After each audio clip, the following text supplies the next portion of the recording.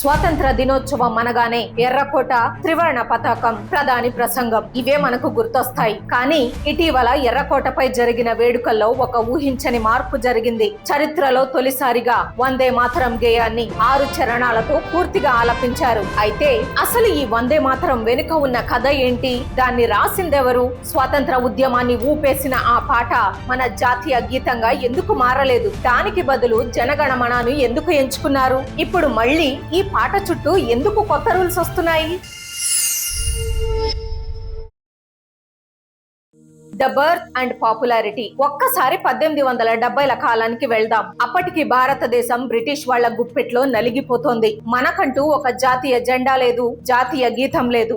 సరిగ్గా ఆ సమయంలోనే బెంగాల్ కు చెందిన బంకిం చంద్ర చటర్జీ గారు ఒక పాట రాశారు. అదే వందే మాతరం. అంటే ఓ తల్లి నీకు వందనం అని అర్థం. అంతకు ముందు వరకు ఈ దేశాన్ని కేవలం ఒక మట్టిలాగా, ఒక భూభాగం లాగా చూసిన జనాలు తొలిసారిగా ఈ పాట ద్వారా దేశాన్ని సొంత తల్లిలా ఊహించుకున్నారు. పచ్చని పొలాలు, నదులు, అడవులు, ఈ దేశం ఎంత అందమైనదో ఆ పాటలో వర్ణించారు బంకిం చంద్ర. ఇది 1875లో బంగదర్శన్ అనే పత్రికలో అచ్చయింది. ఆ తర్వాత ఆయన రాసిన ఆనంద్ మఠ్ నవలలో భాగమైంది. 1896లో కాంగ్రెస్ సమావేశాల్లో సాక్షాత్తు రవీంద్రనాథ్ ఠాగూర్ ఈ పాటను పాడటంతో ఇది జనాల్లోకి వెళ్లడం మొదలైంది. కానీ ఇది నిజంగా ఒక తుఫానులా మారింది మాత్రం 1905లో. అప్పట్లో బ్రిటిష్ వాళ్ళు బెంగాల్ ను విభజించారు. దానికి వ్యతిరేకంగా జనాలు రోడ్ల మీదకు వచ్చి ఉద్యమిస్తున్నప్పుడు వాళ్ళందరి నోట ఒకే ఒక్క నినాదం, వందే మాతరం. అది కేవలం ఒక పాటగా మిగిలిపోలేదు, అదొక యుద్ధ నినాదంగా మారిపోయింది. ఆ నినాదం దెబ్బకు బ్రిటిష్ వాళ్ళు వణికిపోయారు. వందే మాతరం పాడటాన్ని బ్యాన్ చేశారు. పాడిన వాళ్లను దారుణంగా శిక్షించారు. కానీ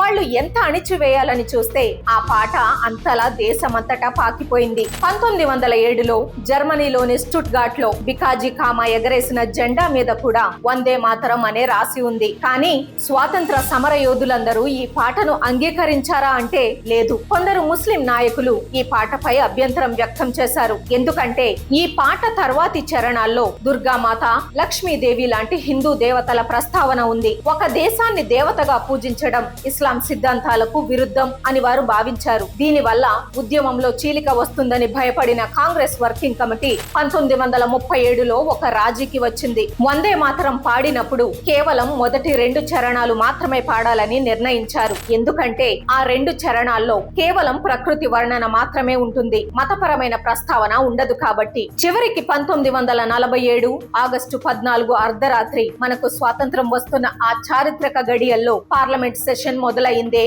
ఈ వందే మాతరం పాటతో. భారతదేశ తొలి మహిళా ముఖ్యమంత్రి సుచేత కృపలాని ఈ పాటను పాడారు. అయితే మనకు స్వతంత్రం వచ్చాక జాతీయ గీతం ఏది ఉండాలి అనే చర్చ వచ్చినప్పుడు చాలా మందికి వందే మాతరం పాడాలనే కోరిక ఉండేది. కానీ ప్రభుత్వం జనగణమనను ఎంచుకుంది. ఎందుకో తెలుసా? దానికి 2 కారణాలు. మొదటిది ముందే చెప్పుకున్న మతపరమైన సున్నితత్వం. రెండవది ట్యూన్. అవును, విదేశాల్లో ఆర్కెస్ట్రాలు, మిలిటరీ బ్యాండ్లు వాయించడానికి వందే మాతరం ట్యూన్ కంటే జనగణమన ట్యూన్ పర్ఫెక్ట్ గా సెట్ అవుతుందని అప్పటి ప్రధాని జవహర్ లాల్ నెహ్రూ భావించారు. అందుకే జనగణమనను నేషనల్ యాంథమ్ గా, వందే మాతరం ను నేషనల్ సాంగ్ గా ప్రకటించారు. ఇక ఇప్పుడు సరిగ్గా 79 ఏళ్ల తరువాత ఈ చర్చ మళ్లీ మొదలైంది. ప్రస్తుత ప్రభుత్వం వందే మాతరానికి మరింత అధికారిక హోదాను ఇస్తూ కొత్త రూల్స్ తీసుకొచ్చింది. ఇకపై ఎక్కడ పాడినా కేవలం 2 చరణాలు కాదు, మొత్తం 6 చరణాలు పాడాలని లేదా ప్లే చేయాలని నిర్ణయించింది. ఈ పాట వస్తున్నప్పుడు